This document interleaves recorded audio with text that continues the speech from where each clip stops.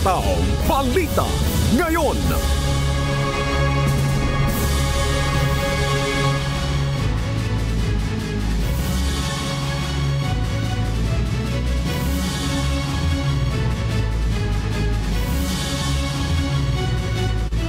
Magandang umaga Luzon, Visayas, Mindanao at sa buong mundo.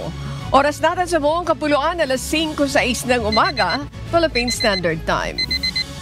Sakay po ako ng UNTV Radio Mobile Booth na narito ngayon sa MCGI Charity Center sa Show Capital ng Pilipinas, ang Marikina City.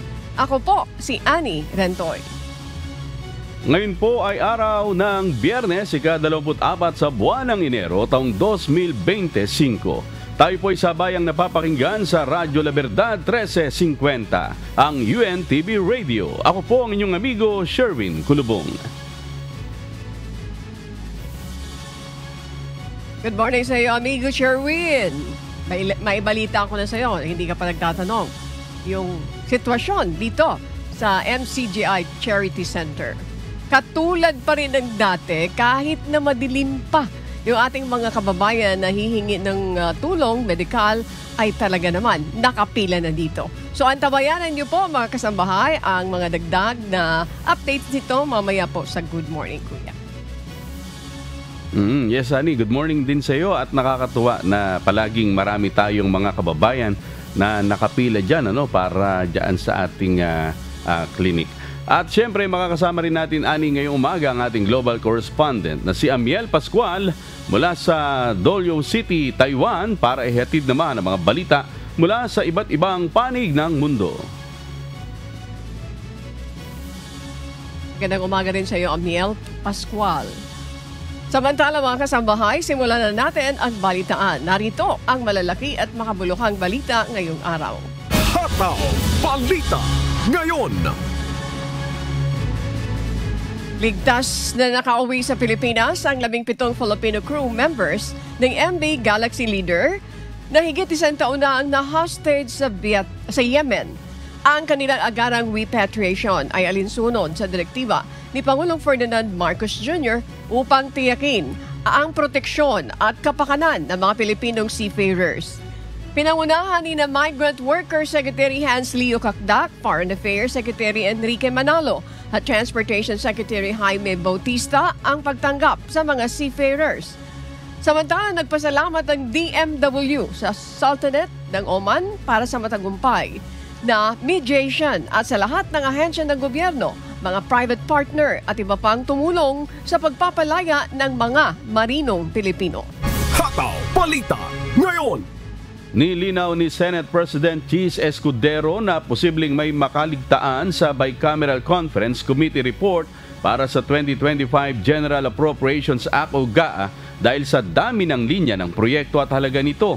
Ipinaliwanag ng senador, hindi batas ang BICAM report kundi ang enrolled copy ng GAA na pinirmahan ng Pangulo. Dagdag pa nito, anumang pagkakaiba sa BICAM report at GAA ay masusunod ang nakasaad sa GAA. Hindi po batas ang BICAM. Hindi batas ang committee report. Ang batas ay yung pinirmahan na enrolled copy ng bill ng Pangulo. Iyon ang pwedeng questionin. Hataw Balita ngayon. Itinuturing ni Senator Risa Hontiveros na napakaseryoso ng issue ng mga blankong items sa BICAM report para sa 2025 budget.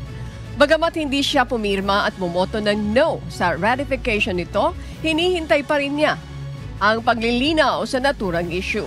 Samantala, tinawag ni Senator Juan Miguel Zubiri ang kasalukuyang budget na isa sa pinakamalala na kanyang nakita. Dagdag pa ni Senator Zubiri, hindi siya pumirma dahil sa mga hindi naaprobahang budget para sa mahalagang proyekto.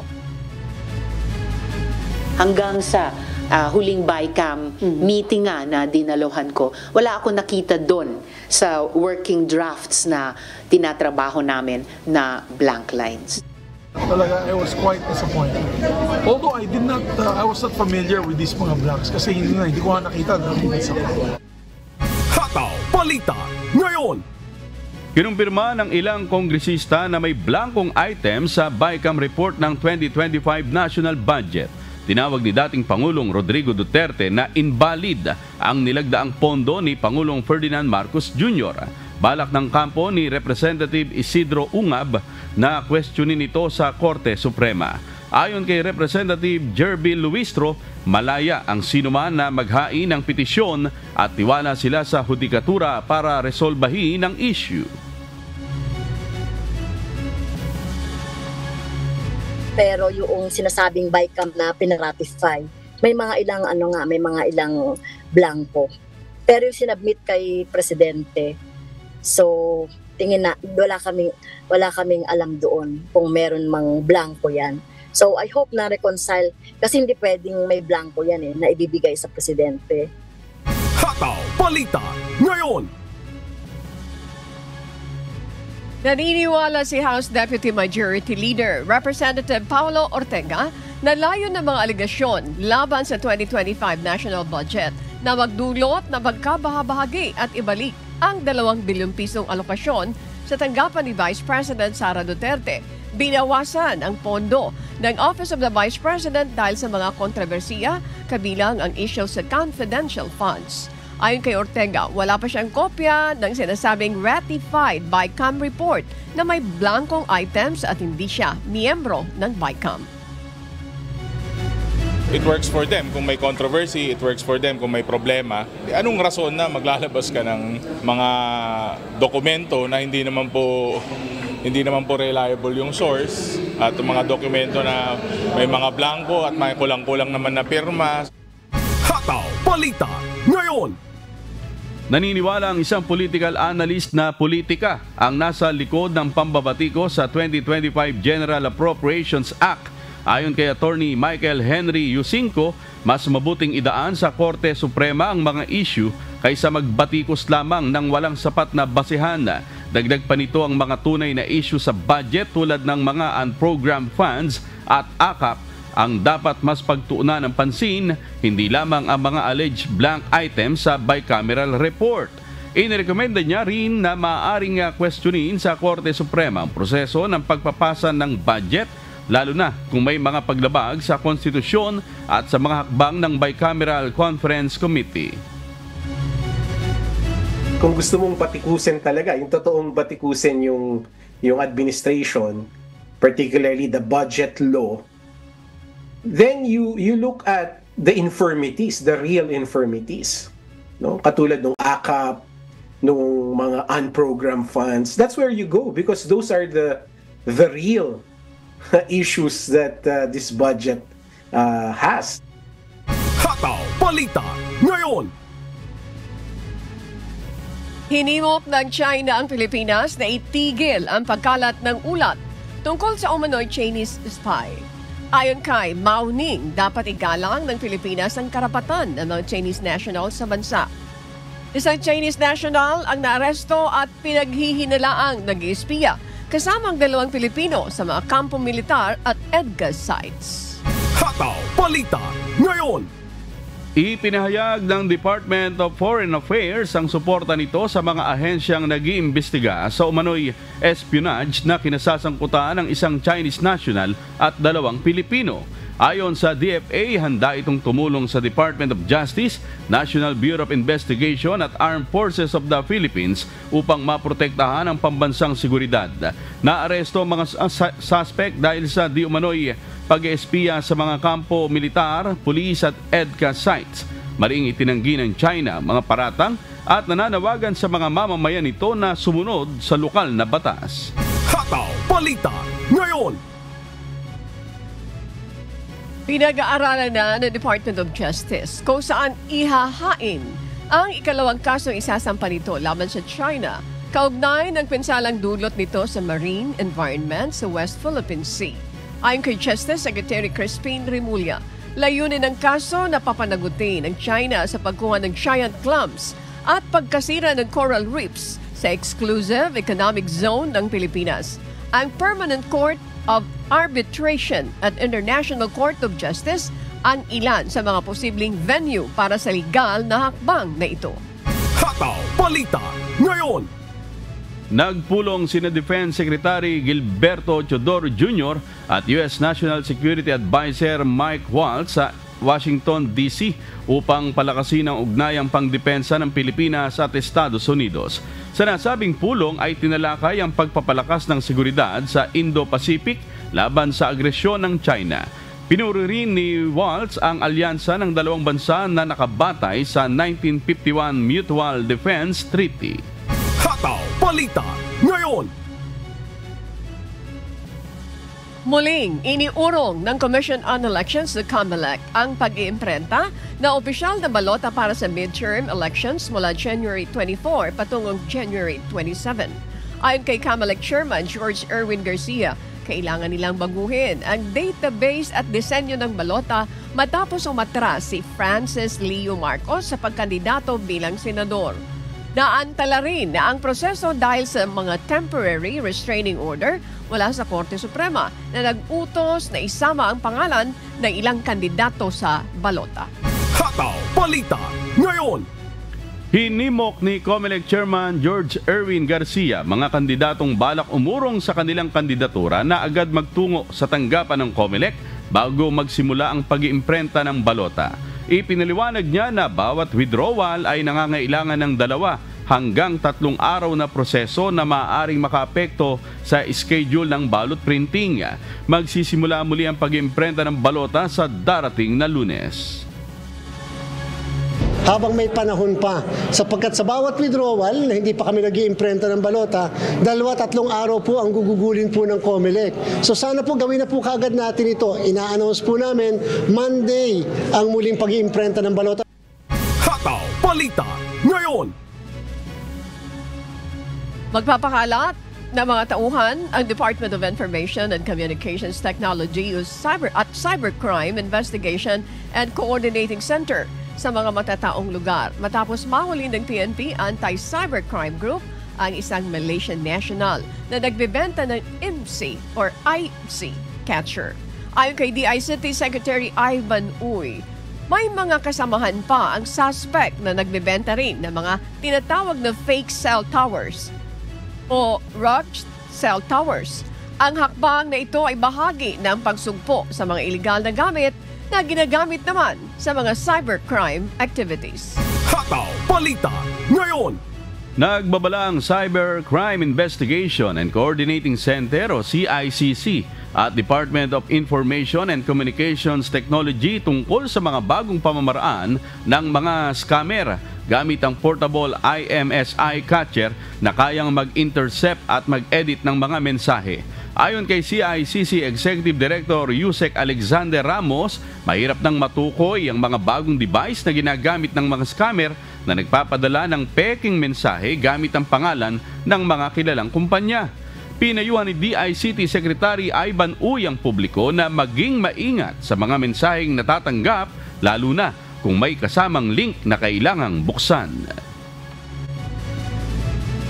So nagugulat kayo, bakit nakalagay doon Globe, Smart, dito. Hindi naman nanggaling doon. Kasi ito nga, na-imitate nila na sila yung kumpanya.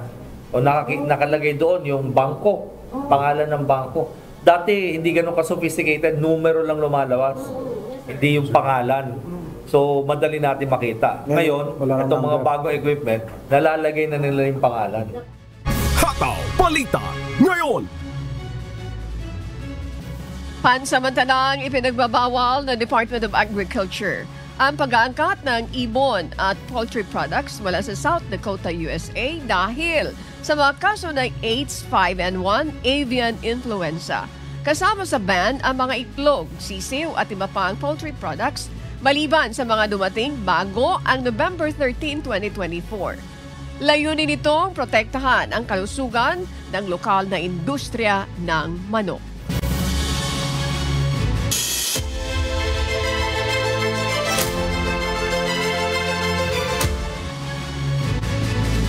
Ipinahayag ni dating Senator Panfilo Ping Lacson na ang BICAM report na may blankong halaga at permado ng mga miyembro ng BICAM ay kahalintulad ng nangyari noong 2019 General Appropriations Act.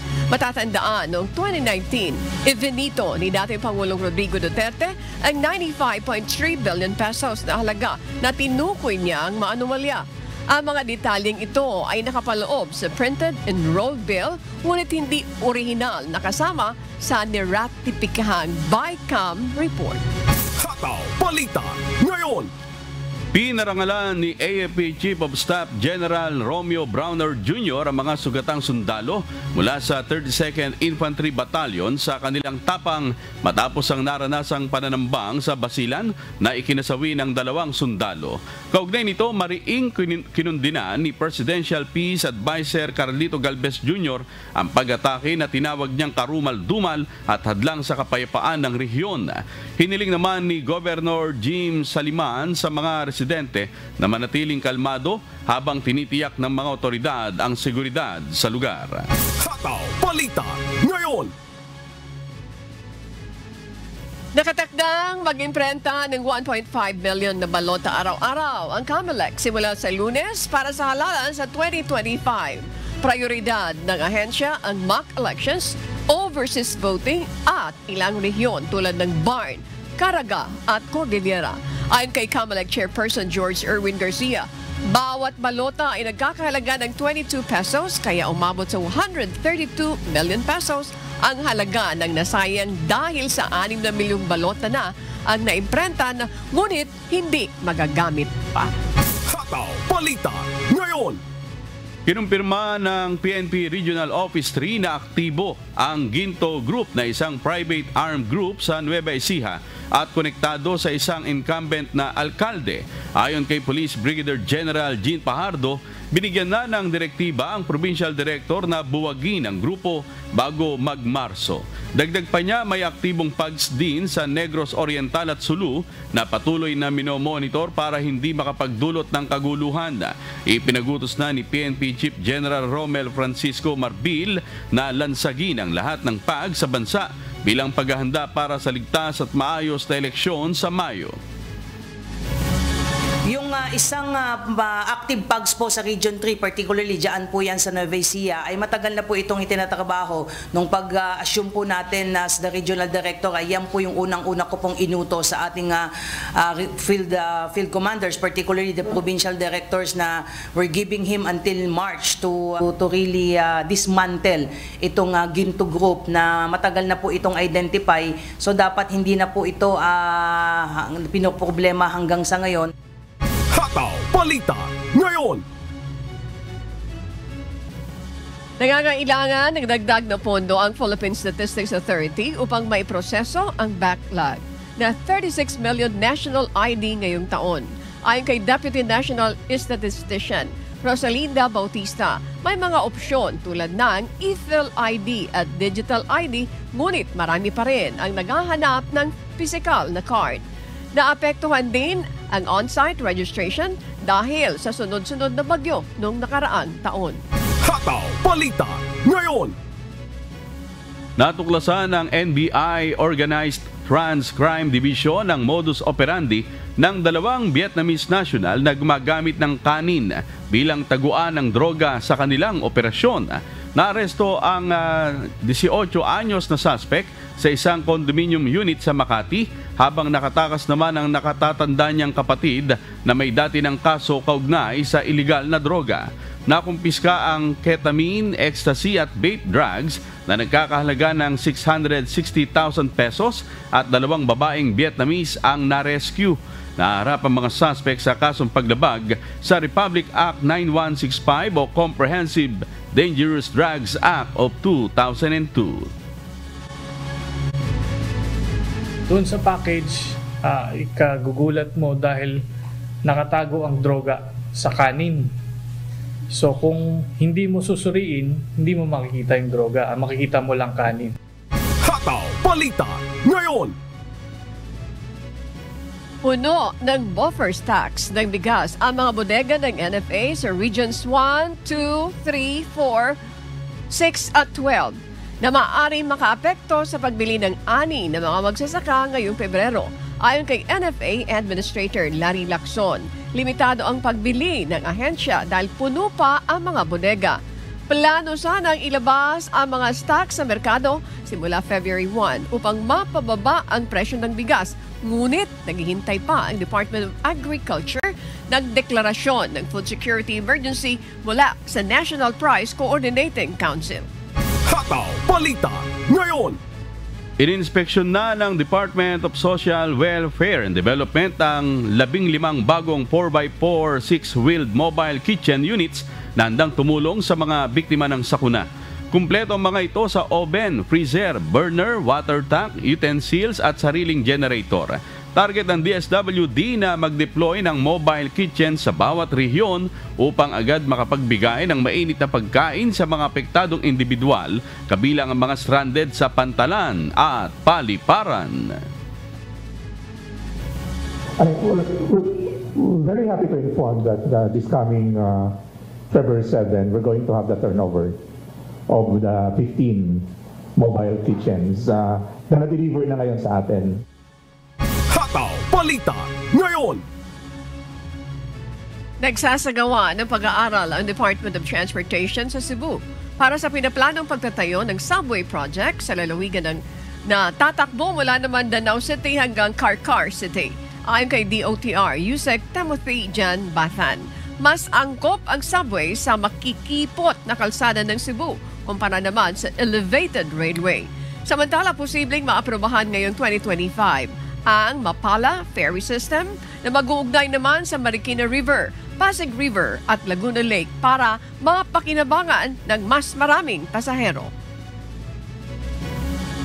Ito po ay magdadaan pa po sa pag-aaral, magdadaan pa po sa feasibility study at isa po sa mga direksyon na ating tinatahak ayon na rin po sa ating pakikipag-ugnayan at pakikipag-usap sa provincial government po ay ang maging very involved ang local government po, ang provincial government po ng Cebu at nang sa ganon, ito pong proyektong ating ginagawa para sa Cebu ay maging tugma, maging angkop at maging responsive po doon sa pangangailangan ng mga kasamahan po natin sa Cebu.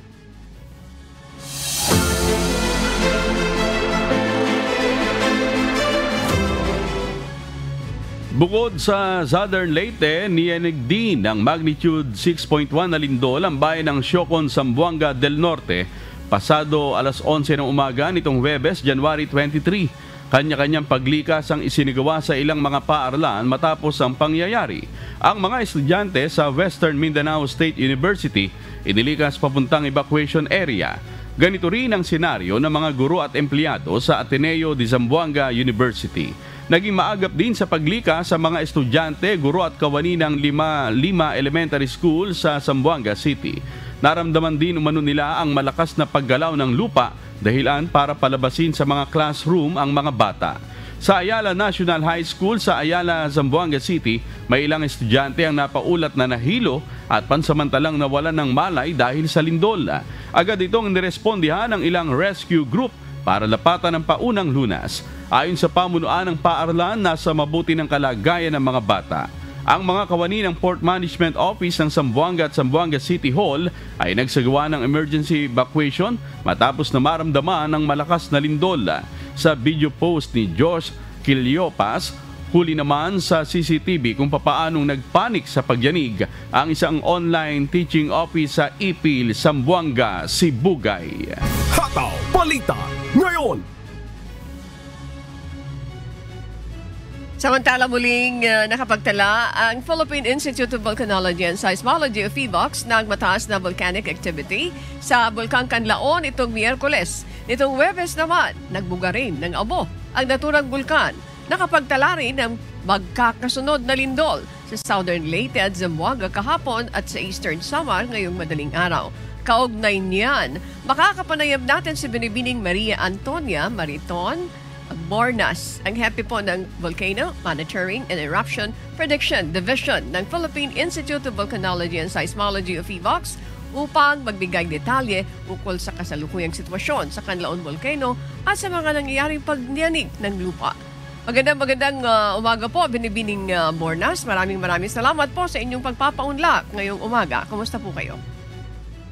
Magandang umaga po sa inyong lahat, Ma'am Annie, at sa inyong tagapakinig. Medyo busy po tayo. Opo, ang unang tanong natin ay ano po ang update sa kasalukuyang sitwasyon ng Bulkan Kanlaon po? Bali, kahapon po ay nakapagtala tayo ng karagdagang 14 na mga volcanic earthquakes. Kabilang na po dito ang siyam, no, na mga low-frequency volcanic earthquakes na ito po ay sanhi ng tigasing o yung patuloy po na mataas sa pagbuga ng sulfur dioxide. Kung maalala po natin, mula po nang pumutok ang bulkan noong June 3, 2024, ay mataas na po ang bilang o ang tala ng sulfur dioxide na wala po itong patid. No? Ito ay sustained na siya pong isang sure o indikasyon na mayroon pong magma na umaakyat po dyan sa loob ng bulkan at naghahandang iputok. No? Nakapag-sukat din po tayo ng katamtaman, taas na sulfur dioxide kahapon. Pumalo po ito ng 3,345 tons per day. Ito po ay mas mababa doon sa average na nasusukat po natin sa bulkan mula pa noong June 3, 2024. Ngunit hindi po ito nangangahulugan na porque bumaba po ngayon ay pababa na po ang aktibidad o pagbubugnot ng bulkan. Patuloy pa rin po ang pamamaga ng bulkan. Lalo na po itong nag-umpisang cycle ng pamamaga nitong nag-umpisa po nung unang linggo ng Enero at hanggang sa ngayon po ay patuloy po ang pamamaga ng bulkan. So ito po lahat ay indikasyon na naghahanda po sa isang major eruption ang Kanlaon Volcano, kaya ito po ay nasa alert level 3 pa. Okay. Once again, ma'am, para sa kapakanan ng mga kababayan natin na nakikinig at nanonood dito sa Hataw Balita, ano po ang ibig sabihin ng nasabing aktibidad ng bulkan?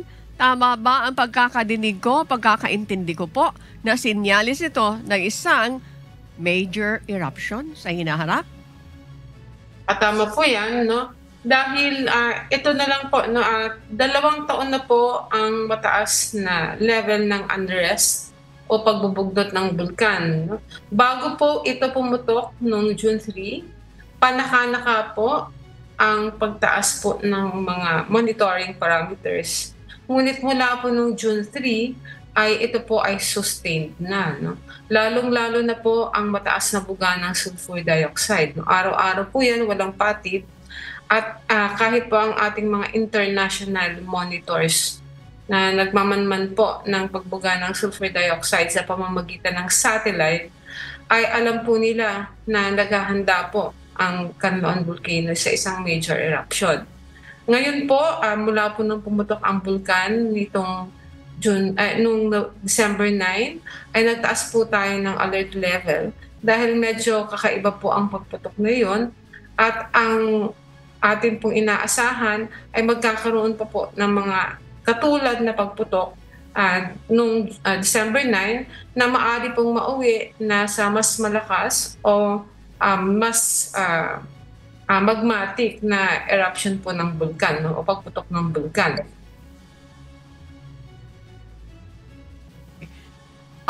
Yung pong posibilidad na tumaas pa yung mga aktibidad nito sa mga susunod na oras, pwede ba natin masabi by mentioning that behavior? Opo, mula po ng 2022, medyo mabagal po ang pag-akyat po ng pagbubugnot ng bulkan. No? Medyo diesel po ang Kanlaon, hindi po ito katulad ng Mayon Volcano na kung saan medyo maikli po yung panahon na ibinibigay dito o paunang babala o early warning. Maikli lang po ang panahon na pinapakita nito ang mga unrest signs at ito po ay pumuputok na. No? Ang Kanlaon po medyo matagal. No? Medyo katulad po siya ng Mayon Volcano sa mga pinapakita niya pong ugali o behavior mula pa po noong 2022. Subalit matagal po ang development ng unrest. No? May mga bulkan po sa ibang bahagi ng mundo na ganito. Taon po ang binibilang bago po mag-ugat o maging mauwi sa major eruption ang bulkan. Ngunit matagal po yung panahon na nagpapakita po ito ng pasakalye, no? Halimbawa ay panaka-naka pong pagputok nito at hindi po natin alam kung ano po ang magiging mga oras o panahon bago po manganak sa mga pagputok ang bulkan. Ngunit mataas po ang unrest parameters. Hindi po ito nagbabago pagamat matagal po itong nagde-develop. Pero pataas po lahat yan. Okay, that's very clear, ma'am. Okay, matagal-tagal pa yung paghihirap ng ating mga kababayan dun sa lugar na yan. Ma'am, kaugnay naman po na matagal-tagal pa po. At kaugnay naman po, Ma'am Bordas, nangyaring magkakasunod na lindol kahapon. At if I'm not mistaken, kaninang madaling araw yata po yun. Ano po ang nakikitang dahilan ng ahensya nyo kung bakit dumadalas ang mga paglindol? Hindi po dumadalas ang paglindol. Ang normal lang po na marami po tayong lindol sa Pilipinas.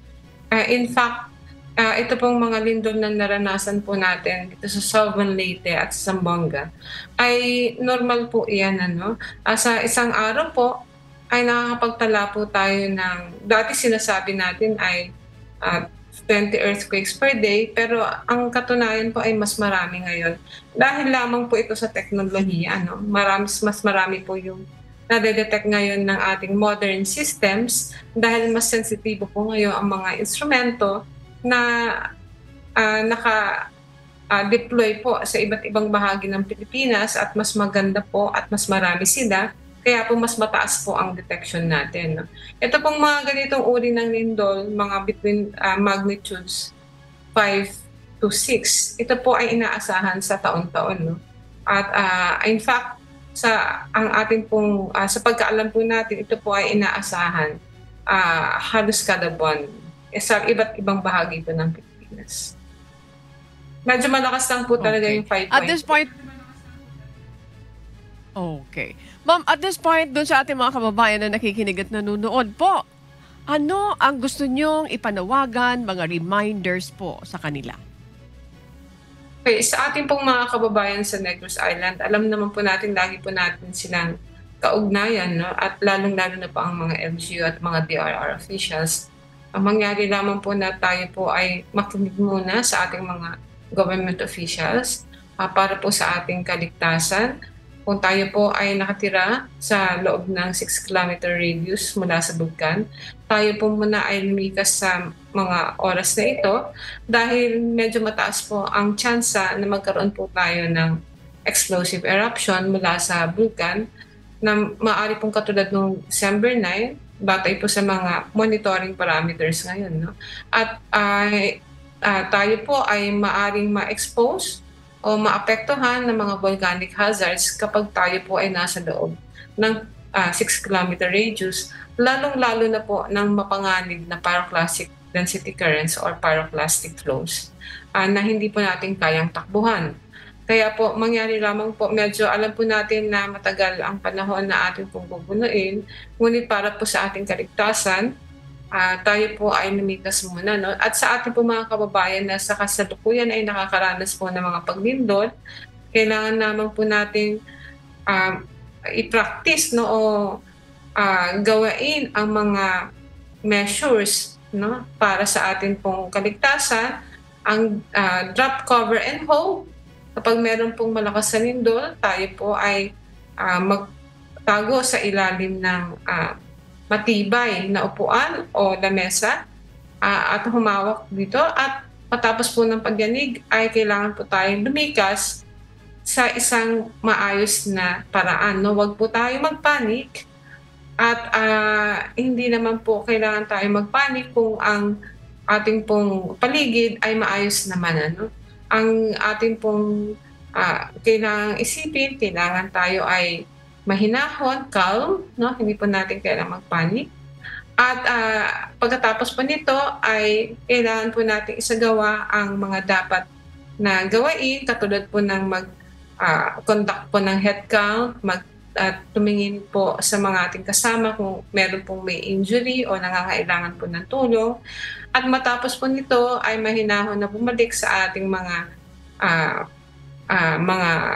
opisina o mga eskwela o bahay kung maayos po ito no, kung wala po itong damage. No, marami po tayong mga sanghayan ng pamahalaan dyan po sa ating local government units na tutulong po sa atin para isagawa po ang mga bagay na magsisigurado po ng safety ng ating pong mga bahay, opisina at mga paaralan. So maraming salamat po.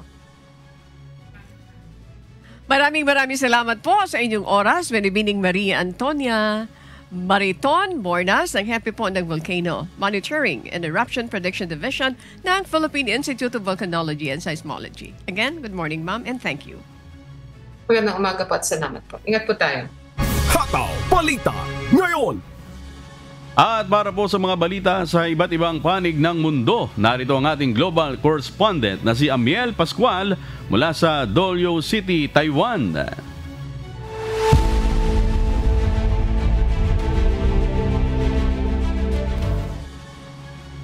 Juan Tajahaw, good morning kuya at good morning sa ating mga kasangbahay na ipasa na ng Kongreso ang Lake and Riley Act na isang mahigpit na detention measure para sa undocumented immigrants.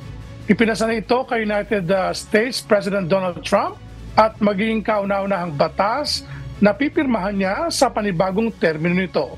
Ito ang humahatol na balita ni Christy Rosacia. Hataw Balita Ngayon. Inaprubahan ng United States Congress ang Lake and Riley Act, isang istriktong panukalang batas na naglalayong higpitan ang immigration at tanggalin ang mga dilehitimong imigrante na gumawa ng non-violent crimes. Sa botong 263-156, aprobado na ang panukala matapos dumaan sa Senado na may 64-35 na boto. Inaasahan itong magiging unang batas na pipirmahan ni Pangulong Trump sa kanyang panibagong termino. Ang batas ay pinangalan kay Laken Riley, isang 22 taong gulang na nursing student na pinatay ng isang undocumented immigrant. Noong November, si Jose Ibarra, isang Venezuelan national, ay nahatulan ng kidnapping, assault at murder kay Riley habang nagja-jogging malapit sa University of Georgia. Si Ibarra ay nahatulan ng habang buhay na pagkakulong. Sa ilalim ng Lake and Riley Act, kinakailangang idepensa ng Immigration and Customs Enforcement o ICE ang mga undocumented immigrants na nahaharap sa mga kasong burglary, theft, larceny o shoplifting. Christy Rosacia, humahataw sa balita ngayon. Hataw Balita Ngayon. Tumama sa Florida, USA ang pinakamabigat na snowfall sa kasaysayan ng estado matapos magdala ng malakas na winter storm ang malamig na panahon.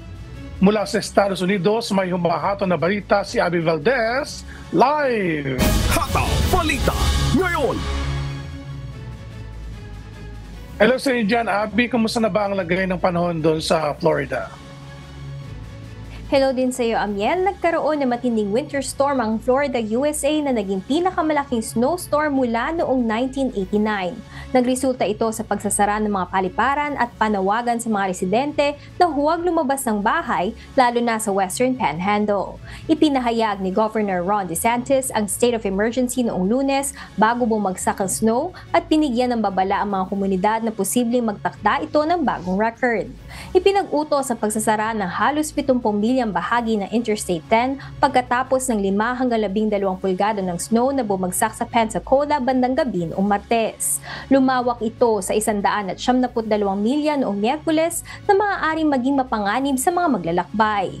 Naglabas ang National Weather Service ng winter storm warning mula Pensacola hanggang Jacksonville na nagbabala ng panganib sa paglalakbay dulot ng snow at ice. Marami ring paaralan at universidad, kabilang ang Florida State University at University of Florida ang nagkansela ng klase. Balik sa iyo, Amiel. Abi, kailan ba huling nakaranas ng snowstorm ang Florida? Amiel, huling nagkaroon ng snow sa Florida ay noong January 3, 2022 sa Walton County, pero sa panahon nun, light snow lamang. At additional information na rin, Amiel, na ang pinakamataas na naging record ng snowfall sa loob ng 24 hours ay naitala sa Hillsboro noong December 1929 kung saan umabot sa 26 na pulgada ang bumagsak na snow. Amiel? Okay, maraming salamat, Abby Valdez. Ingat na kayo dyan mula sa Texas, USA. Hataw Balita Ngayon. Tatanggalin ng kandidato ng Partido Liberal na si Chrystia Freeland ang mga naging pagbabago ukol sa capital gains tax. Inaasahan ng mga eksperto na magkakaroon ito ng malawak na epekto sa ekonomiya ng Canada. Ito ang umahato na balita ni Noel Poliarco. Hataw Balita ngayon. Inanunsyo sa deliberasyon ng federal budget noong Abril ang pagtataas ng taxable amount ng capital gains, ang mga tubo mula sa pagbebenta ng mga assets tulad ng stocks o bahay. Ayon sa bagong batas, aabot mula kalahati hanggang 2/3 ang kaltas na buwis kung ang kapital na kita ng isang individual, korporasyon o trust ay higit sa $250,000. Ibig sabihin, ituturing itong regular income at papatawa ng buwis. Ipinagtanggol ni Freeland ang panukalang ito noong siya ay finance minister pa lamang ni Prime Minister Justin Trudeau. Ayon sa kanya, layunin ng hakbang na ito na tugunan ang issue ng tax fairness at pagbigay ng pondo para sa mga bagong pabahay at iba pang social programs ng gobyerno tulad ng dental care at pharmacare. Subalit dahil sa mga banta ng pagbabago sa US capital gains tax, nagdesisyon si Freeland na itigil ang pagtanggap sa panukalang ito. Ayon sa mga eksperto, kailangan ng Canada na ayusin ang patakaran upang hindi mawala ng mga mamumuhunan sa bansa. Bilang karagdagan, plano ring alisin ni Freeland ang consumer carbon tax kung siya ay magiging Prime Minister. Noel Poliarco, humahataw sa balita ngayon.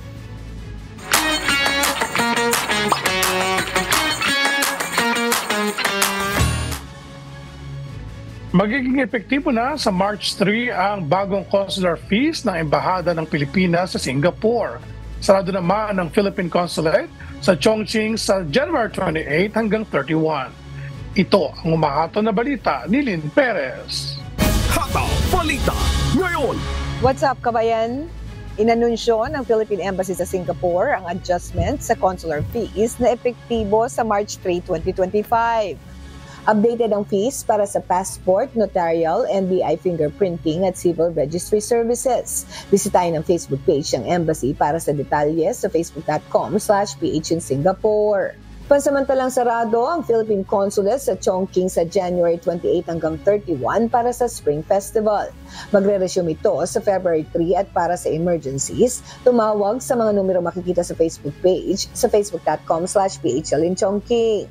Magsasagawa ang Migrant Workers Office at ang Overseas Workers Welfare Administration ng Consular Outreach Mission para sa mga kababayan natin sa Istanbul at Marmara Region. Gaganapin ito sa February 1, Sabado, mula alas 10 ng umaga hanggang alas 4 ng hapon at sa February 2, Linggo, mula alas 10 ng umaga hanggang alas 2 ng hapon. Ipagkakaloob ang mga serbisyong tulad ng employment verification at OWA membership collection. Para makapag-avail, i-send ang inyong mga valid passport at work permit sa pololebanonbm@gmail.com at magtungo sa konsulado ng Pilipinas sa Istanbul sa araw ng outreach. Samantala, iniimbitahan ng ating mga kababayan sa Washington, D.C., USA sa online seminar na Understand Human Trafficking sa January 31, 2025, alas 7 ng gabi. Magrehistro sa link or QR code na makikita sa official Facebook page ng OWA Washington, D.C. sa facebook.com/OWA Washington, D.C., USA. Lynn Perez, sumahataw sa Balita Ngayon. Hataw Balita ngayon. At yan po ang mga balita mula sa iba't ibang panig ng mundo. Mula rito sa Dolio City, Taiwan. O si Amiel Pascual, magandang araw, Zaichen!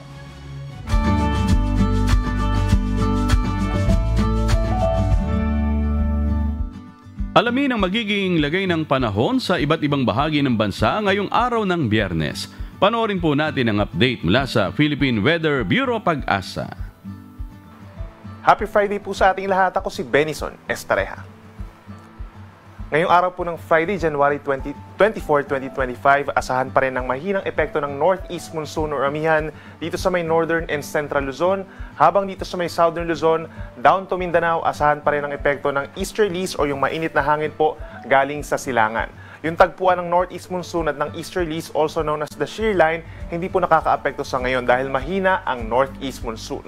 Kapansin-pansin naman yung cloud cluster o kumpul ng ulap sa may silangan ng Mindanao. So sa ating mga kababayan po doon, magbaon na ng payong. Epekto yan ng easterlies, magkakaroon ng mga paulan for today sa malaking bahagi ng Mindanao.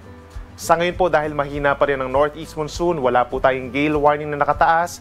Asahan pa rin kapag may mga thunderstorms, posibleng umabot sa 2.5 metro ang taas ng alon. Pero in general po, posibleng umabot lamang sa 1 metro kapag naman fair weather condition. Sunrise po natin ay 6:25 a.m. at ang sunset ay 5:51 ng hapon.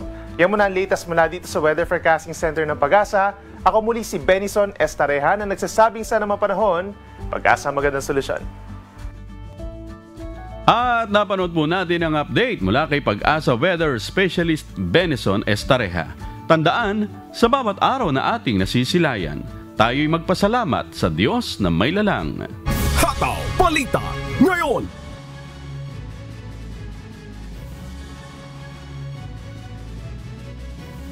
Patuloy po namin kayong inaanyayahan sa isinasagawang mass indoctrination ng MCGI. Day 5 na po tayo, mamayang 7 p.m. Philippine time. Sa official MCGI social media accounts, kabilang ang MCGI channel, ang official YouTube channel ng Members Church of God International. At sa aming ibabahaging mga salita ng Diyos na ating sandigan, mula sa Awit Kapitulo 12, Talatang 2. Sila'y nangagsasalitaan bawat isa ng kabulaanan sa kani-kanyang kapwa na may mapanuyang labi at may giring pulang puso na nangagsasalita.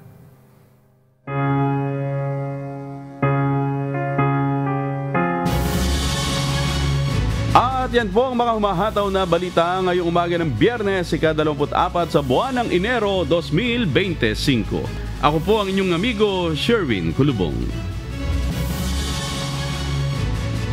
Sa ngalan po ng lahat na bumubuo ng UNTV News and Rescue, UNTV, Radio La Verdad 1350 at ng ating mga correspondent mula sa Pilipinas at sa iba't ibang panig ng mundo. Ako naman po, si Annie Rentoy. At dito sa UNTV at UNTV Radio La Verdad 1350, Diyos ang aming sandigan. Serbisyo publiko ang aming pinahahalagahan. Susunod na po ang Good Morning Kuya. Salamat po sa Diyos at magandang umaga.